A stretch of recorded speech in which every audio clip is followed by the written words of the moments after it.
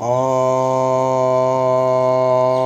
नमो नारायणाय नमः। ॐ नमो नारायणाय श्रीगुरुवे नमः। समस्तीर्थाय नमः, गयातीर्थाय नमः, सर्वेभ्यो ब्राह्मणेभ्यो नमः। नारायण अगला खंड जो गया महात्मा यह सेवक प्रारंभ किया है गया जी से, इसका आज दूसरा खंड का कुछ भाव आप सब सनातन परिवारों के लिए समर्पित है। सिर्फ जो उनके लिए ही समर्पित है, खासकर जो गया के प्रति भ्रमित हैं या गया को ये समझते हैं कि कोई भूत प्रेत क्षेत्र है, वहाँ जाने से भूत लग जाता है और मात्र जो है भूत प्रेत के कार्य या पिंड करने के लिए ही गया जाए। तो ये कथा आगे चलता रहेगा। इसके जो रहस्यमयी बातें हैं, जो शास्त्र मत है, परम गुह्यम गया तीर्थम पितॄणाम चाति दुर्लभम कृत्वा कृत्वा पिंड प्रदानम तू भूयो जाए तो न रह। उस गया के भूमि पर जाओ और उस रहस्य को समझो। उस गया पर जाने से क्या फल मिलेगा। जो वायु पुराण का मत है, गिरनाथ चरित्र मात्रेण गयायाम गमनम प्रति स्वर्गारोहणम सोपानम पितृणाम च पदे पदे। आखिर गया में क्या है कि एक एक पद आप चलते हैं तो आपके पितृगण को स्वर्ग की सीढ़ियां मिलने लगती हैं। पदे पदयसमेतस्य यत्फलम गोस्थो गयाम तत्फलम भवे नूनम त्रादपूर्ति न संशय। एक एक पद पर अश्वमेध का फल मिलता है। क्या है गया में? तो ये गया के लिए जो ये महात्मा आपको आध्यात्मिक रूप से समझाया जा रहा है, उसका उद्देश्य है गया में जो गूढ़ रहस्य है। जैसे गया में जो फल्गु है, फल्गु गुप्त गुह, फल्गु स्वयं गदाधर। गुप्त गुह, गुह मन होता है अंधेरा या अंदर। तो जो हमारे महानदी फल्गु बहती गया में, वह गुप्त फल्गु है, जिसको लोग कहते हैं सीता श्रापित है। सीता के श्राप से यह नदी गुप्त हो गई। तो यह नदी गुप्त है और वैसे भी शास्त्र श्रुति और स्मृति को ही माना है।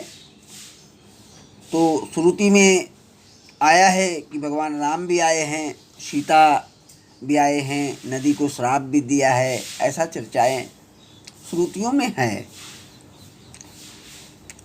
अब हम जो वैदिक बात है गया का ज्ञान किसका औकात जो कर सके, बड़े बड़े ऋषि मुनि संत न कर पाए, ये पहले भी सेवक आपको बताया है।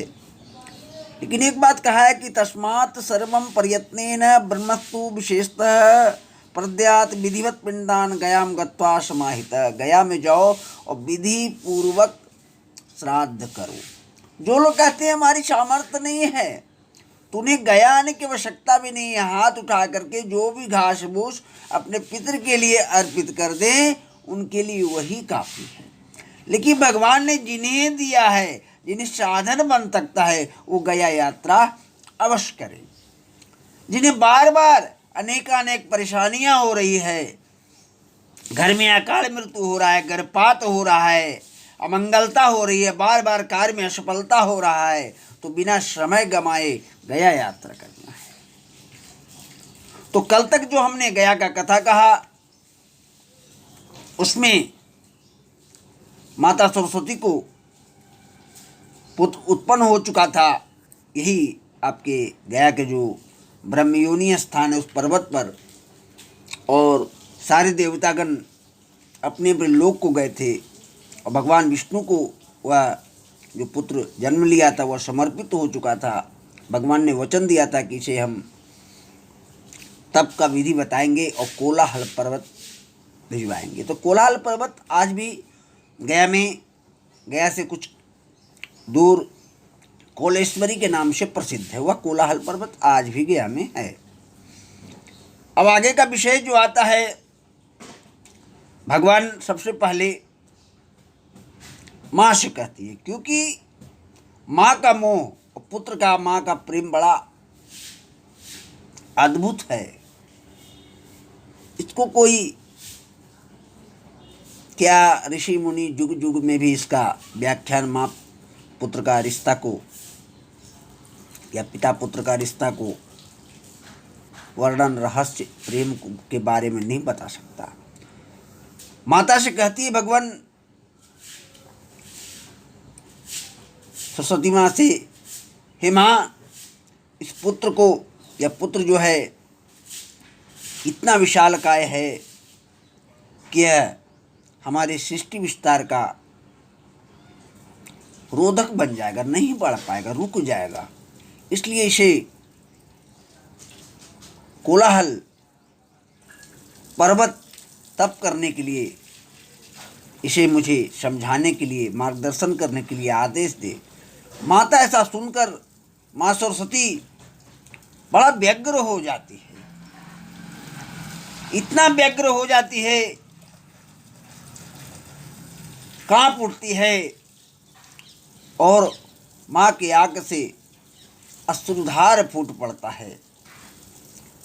अश्रुधार फूटता है और वह अश्रु जो आंसू है वह भूमंडल पर गिरता है और भूमंडल कांपने लगती है। उस माँ का प्रेम उस अश्रुधार से कांपने लगती है। भगवान भी त्राहिमाम करने लगते हैं और बड़ा घबरा जाते हैं कि हे माँ, यह आप क्या कर रहे हैं? यह पुनः विस्तार नहीं होगा, यह पुनः शून्य को चला जाएगा। आप ऐसा न करें माँ, आप आंसू न बहाएं। यह पुत्र हुआ ही है यह सृष्टि विस्तार के लिए, इसे आप आज्ञा दे। लेकिन माँ नहीं मानती है। घबरा करके भगवान पुनः सारे देवतागण को बुलाते हैं, माता से कहते हैं त्राहिमाम त्राहिमाम करो, माता को मनाओ। माँ को मनाने लगती है। सारे लोग माँ को गुणगान करने लगे, हे माँ, रक्षा करो, रक्षा करो, इस सृष्टि का विस्तार में आप सहयोग करो। लेकिन माँ रुकने का नाम नहीं लेता है, रोई जा रही है। लेकिन बालक तो देवता, बालक समस्त बातों को समझ रहा था और सुन रहा था और बोल भी सकता था, क्योंकि पहले भी वह जन्म पर ही बोला था। तभी तो भगवान विष्णु को अपना मार्गदर्शक बनाया था, भगवान माना था। माँ को देखते पुत्र कहता है, हे माँ, आप तो आज्ञा दे भगवान को कि मुझे मार्गदर्शन करे और तप का विधि बताएं, और मैं भी कोलाहल पर्वत जाना चाहता हूँ और मैं खुद एक तपी बनना चाहता हूँ। माँ सरस्वती अपने पुत्र के तरफ बड़ा विवल भाव से देखने लगते हैं कि यह पुत्र क्या कहता है। फिर कहते हैं, नहीं पुत्र, मैं तुम्हें यहीं सुलाऊंगा, अपने हाथों से खिलाऊंगा, तुम्हें मैं कोलाहल पर्वत नहीं पिटवाऊंगा। और फिर रोने लगते हैं। यह सिलसिला चलता रहा, सारे देवताओं में कोहराम मचा रहा और ये देवता उसके आकार को देख के इतना आक्रांत थे कि ये सुरों का विस्तार होगा, असुरों का विनाश होगा। सारे सुर समझ रहे थे। तभी माँ कहती है, ये सुर नहीं, ये असुर नहीं, ये सुर है। जो लोग पहले समझे थे कि असुर है, कहा कि नहीं, ये तो सुर का समावेश से उत्पन्न है, हमारे गर्भ से उत्पन्न हुआ है। इसका पिता ब्रह्मा विष्णु शिव हैं, त्रिपुरासुर हैं। ये 3 सुर का पुत्र है, ये मेरे गर्भ से उत्पन्न हुआ है। ये सुर है, असुर नहीं है। ये जो भी होगा सुर के हित में कार्य करेगा, आज भी और कल भी वही करेगा। आप तो इसे यही पर्वत पर रहने दें। तभी सारे भगवान कहते हैं, साथ में विष्णु जी भी कहते हैं कि माता, इसका शरीर इतना बड़ा है कि ये ब्रह्मयोनि पर्वत पर सो भी नहीं सकता। इसका शरीर अभी तो कुछ दिन ही बिता है, इसका आकार जब बढ़ने लगेगा तो फिर इसको कठिन हो जाएगा यहाँ रहना। इसे तो सबसे उत्तम मार्ग है, इसे आप आदेश करें तभी तो हम इसे मार्गदर्शन कर पाएंगे। आखिर में माँ सारे देवताओं के आग्रह पर मान जाती है और भगवान विष्णु स्वयं जाकर उस बालक को कहते हैं कि हे बालक, तुम्हें इस माया से मुक्त होकर मेरे साथ कोलाहल पर्वत चलना होगा।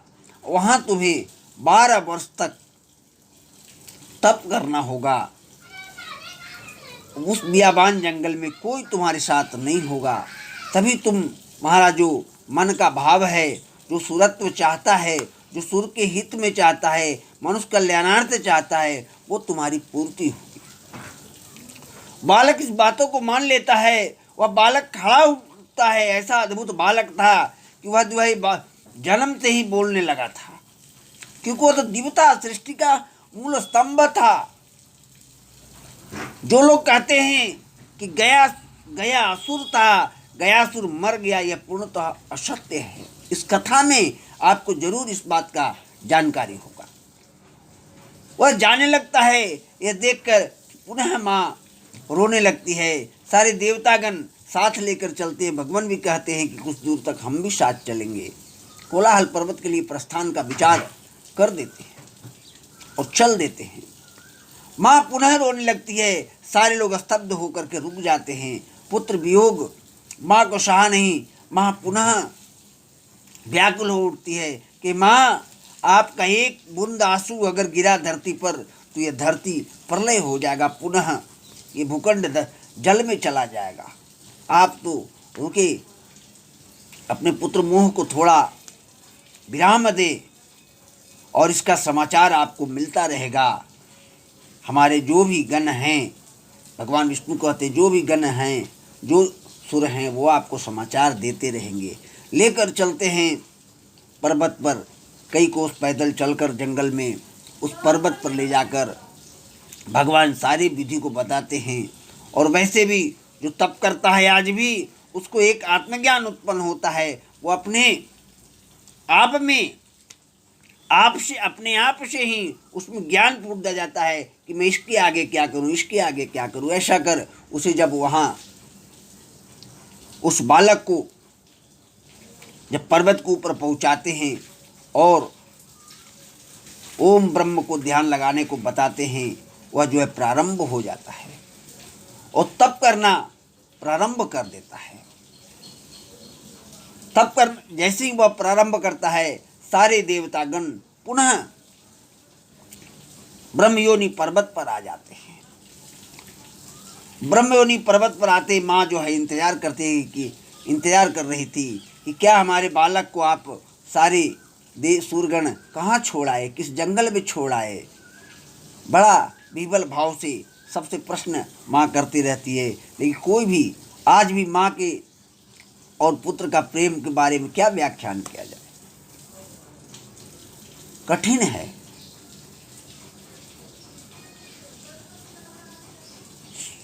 जननी जन्मभूमिश्च स्वर्गादपि गर्यसी। जन्मभूमि से करोड़ गुना श्रेष्ठ वो माँ है। तो वो भी माँ थी, वो जन्म दी थी, 9 माह गर्भ में रखी थी।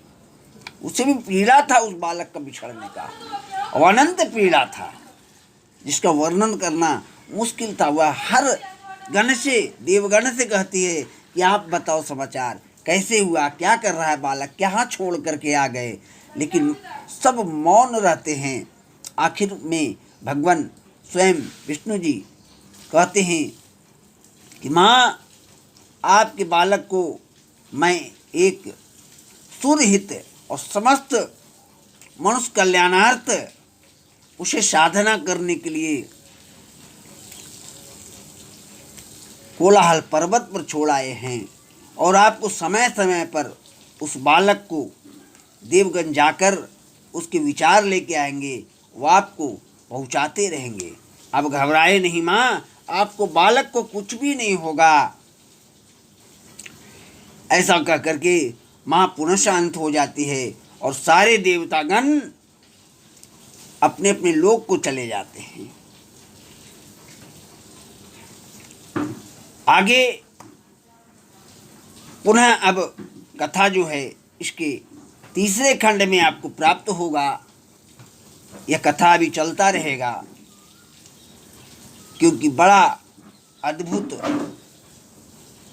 ये कथा है, रहस्य है, जो आज के लोग इस कथा को अलंकृत कर। अभी हमने यूट्यूब पर देखा था, कोई कह रहा था कोई गयासुर राक्षस है, किसी चैनल पर डाला हुआ है गयासुर खत्म हो गया, पुराण कहता गयासुर मर गया। ऐसा नहीं है।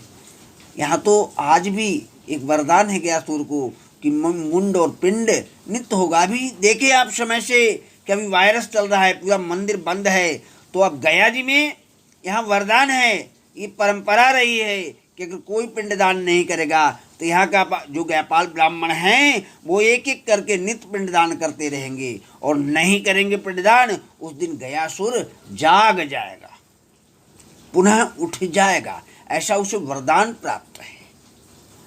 इसलिए आज भी मुंड और पिंड चलता रहता है। कल हमने एक यूट्यूब पर देखा था कि प्रयाग मुंडे काशी हिंडे, प्रयाग में मुंडन कराओ काशी में हिंडे करो। तो यहाँ तो गया यात्रा में किसी तीर्थ जाने की आवश्यकता नहीं है। प्रभास कुरुक्षेत्र, प्रयाग, गंगा सारे गया में स्थित हैं। गया श्राद्ध यात्रा में किसी तीर्थ की आवश्यकता नहीं है। वैसे अपना अपना क्षेत्रादि मत है, अपना अपना मत है। वायु पुराण में लिखा हुआ है कि 33 कोटि देवता एवं समस्त भूमंडल के तीर्थ गया में यज्ञ के उपरांत आए हैं, और गया कर ले ऐसे दर्शनार्थी या तीर्थ पिंड करने किसी जगह जा सकते, इसमें रोक नहीं है। लेकिन गया आना है तो कोई तीर्थ भ्रमण की आवश्यकता नहीं है, सीधा आप गया आ सकते हैं। जहाँ गंगा स्नान की बातें हैं तो द्रव रूप में आदि गदाधर स्वयं हैं, भगवान विष्णु। पूरे भूमंडल पर जो गंगा है, गंगा माँ है, वो विष्णु पाद की गंगा है, चरण से निकला है। और यहाँ स्वयं गया में फल्गु द्रव रूप में स्वयं गदाधर जल रूप में परिवर्तित हो गए हैं। इसलिए ये गंगा से भी 1000 गुना पवित्र स्थल है। कहा गया है फल्गु सरिता श्रेष्ठा सर्वपाप प्रणाशिनी बाले वृद्धे कृतम पापम हरमेति फल्गुदकम। कैसा भी महासमा दोष हो, फल्गु में स्नान कर लेने से उसको समस्त रोग दुख पाप से मुक्त हो जाता है वह व्यक्ति। अब गया तीर्थ से नारायण तप सेवक, ग्वालियर सिंधिया सरकार, राजपुरोहित, गयापाल ब्राह्मण, दीपू जी भैया, आपका इस गया जी या अन्य किसी भी श्राद्ध का अल्प जानकारी या ज्ञानी ध्यानी ले, लेकिन आपका सनातन परिवार के लिए सहयोगी है। आप यथासंभव सहयोग ले सकते हैं। इसमें आगे नंबर भी दिया गया है, किसी भी मोबाइल नंबर से आप लगा सकते हैं। इसमें 70 91 72 05 87 जो व्हाट्सएप नंबर है, इस पर भी आप मैसेज करके सेवक से सहयोग ले सकते हैं। श्रीवण नारायण, श्रीवण नारायण, ओम नमो नारायण, ओम नमो नारायण।